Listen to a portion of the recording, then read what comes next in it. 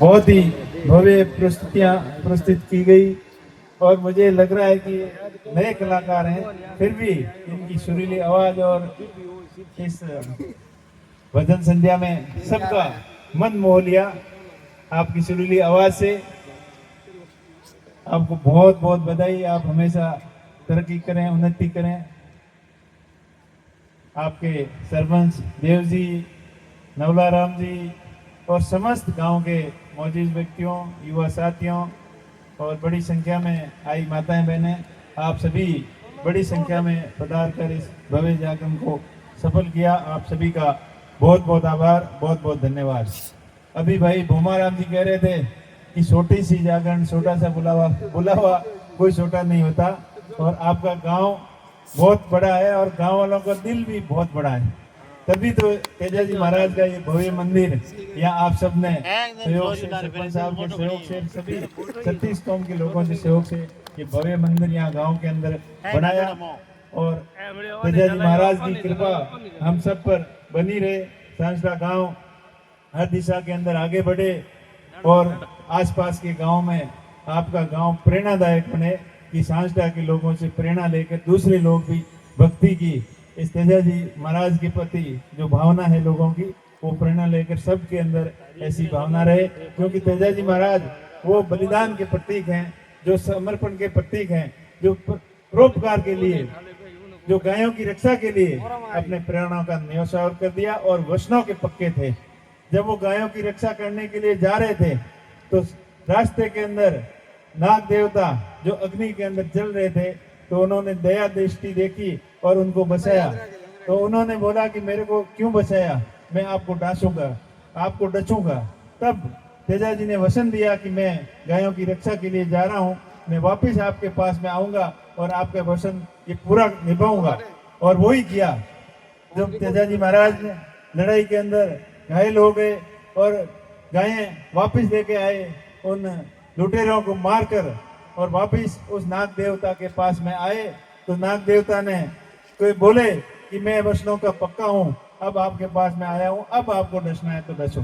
तो उन्होंने बोला कि कहाँ डसे, आप तो लहूलुहान है, पूरे शरीर के अंदर घाव ही घाव थे। तब तेजा जी महाराज ने अपनी जीभ आगे की कि इस, और जीभ के ऊपर उन नाग देवता ने डसा। तो इतने वचनों के पक्के थे, और हम उन तेजा जी महाराज के पूर्वज हैं, उनके वंशज हैं। तो हम भी तेजा जी के आदर्शों की पालना करते हुए हम हमेशा आगे बढ़े, और तेजा जी महाराज की कृपा हम सब पर बनी रहे। पढ़ाई करने वाले बच्चों पर तेजा जी महाराज की कृपा से अच्छी पढ़ाई करें और अच्छा कैरियर बनाएं।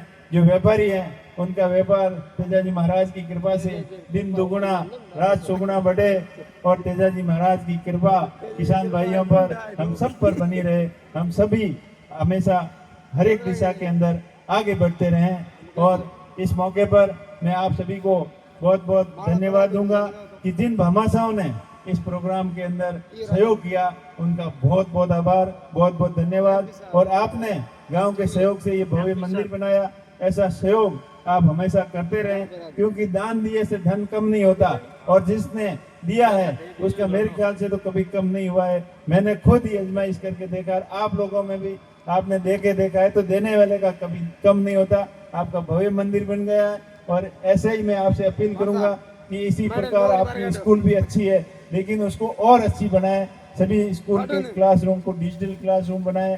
और मेरा भी सांसद होने के नाते देव जी ने जो भी काम बताए मैं करने का प्रयास करूंगा। कुछ काम हुए हैं, कुछ नहीं हुए हैं, उनको भी आगे पूरा करेंगे। और आपसे एक विशेष अपील करूंगा कि जिस प्रकार आप भव्य जागरण सामाजिक प्रोग्राम कराते हो, उसी तर्ज पर अपनी अपनी पास की स्कूल 5वीं से लेके 12वीं स्कूल के अंदर पूरा जितना आप सहयोग कर सकें उतना सहयोग करें। और कम से कम 15 अगस्त और 26 जनवरी को एक परिवार से आप 1,000 उस स्कूल के अंदर आप डोनेट कर दोगे, तो स्कूल के अंदर किसी भी प्रकार के संसाधनों की कोई कमी नहीं आएगी, कोई खेल के इक्विपमेंट की कमी नहीं आएगी।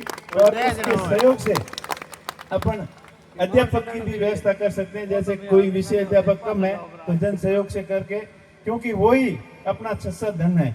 जो बच्चे वहाँ पढ़ते हैं, सरस्वती का वो साक्षात्कार मंदिर है। अपन मंदिर के अंदर तो पूजा के 12 महीनों में एक बार जागरण दिलाते हैं और कभी महीने में एक आध बार यहाँ पूजा करने आते हैं लोग, लेकिन वो विद्या का मंदिर जहाँ नन्हे मुन्ने बच्चे भगवान के रूप होते हैं वो हमेशा वहाँ पढ़ते हैं, तो उससे बड़ा पुण्य काम कोई नहीं होगा। हमारे पूर्वजों ने, रामदास जी ने जो आज से 60-70 साल पहले, 70-80 साल पहले जो पढ़ाई के प्रति जागरूकता फैलाई और वहाँ किसान कन्या छात्रावास की शुरुआत की और उसी की वजह से अपना क्षेत्र आगे बढ़ा है। आने वाला क्षेत्र और ज्यादा, आने वाले समय में और ज्यादा कंपटीशन आएगा, प्रतिस्पर्धा का युग आएगा, तो उसके लिए अपने को तैयार रहने हैं और आने वाले खतरों से, आने वाली समस्याओं से मुकाबला करने के लिए अपने पास एक ही साधन है, वो एजुकेशन, शिक्षा। अगर बच्चे अच्छी तरीके से शिक्षित होंगे तो आने वाले समय का अच्छी तरीके से मुकाबला करेंगे। और वैसे अपना क्षेत्र शिक्षा के क्षेत्र में काफी प्रोग्रेस कर रहा है।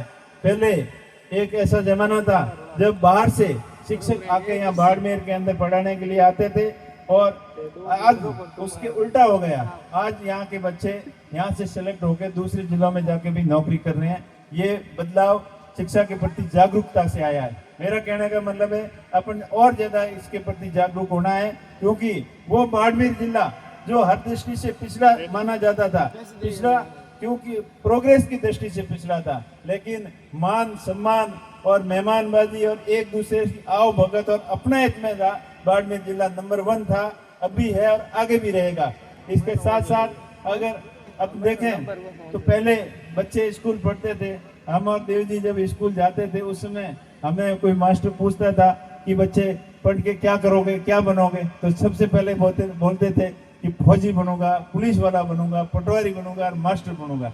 इससे शहर के अलावा बच्चे को कुछ समझ ही नहीं होती थी। लेकिन आज स्कूल में हर बच्चे वाले पूछते हैं तो वो बच्चा बोलता है कि मैं इंजीनियर बनूंगा, डॉक्टर बनूंगा, आईएएस बनूंगा, आईपीएस बनूंगा, कर्नल बनूंगा, जनरल बनूंगा। ये सोच के अंदर बदलाव आया है और उसी वजह से आज बनने लगे। अपने बाड़मेर जिले से कई आईएएस भी बने हैं, आईपीएस भी बने हैं, आरएएस बने हैं। हर भर्ती के अंदर बाड़मेर जिले का नाम आता है। ये शिक्षा के प्रति अपनी जागरूकता थी और तभी हो रहा है और हमें और ज्यादा जागरूक होने की जरूरत है। जितना आप इस शिक्षा के अंदर सहयोग करोगे उतना ही आने वाले समय में फायदा होगा। साथ ही साथ व्यापार करने वाले मेरे युवा साथियों से मैं कहूँगा कि आप ईमानदारी से, नेक नीति से अपना बिजनेस करें और अपने साथ साथ अन्य बेरोजगार युवाओं को भी रोजगार देने का प्रयास करें। उनको भी कोई नया धंधा करता है तो धंधे के अंदर सहयोग करें। सहयोग की भावना रखोगे तो हमेशा आगे बढ़ोगे। इन्हीं शुभकामनाओं के साथ में आप सभी का बहुत बहुत आभार। बोले तेजाजी महाराज की जय हो। इसके साथ साथ में डॉक्टर साहब का बहुत बहुत धन्यवाद दूंगा कि उन्होंने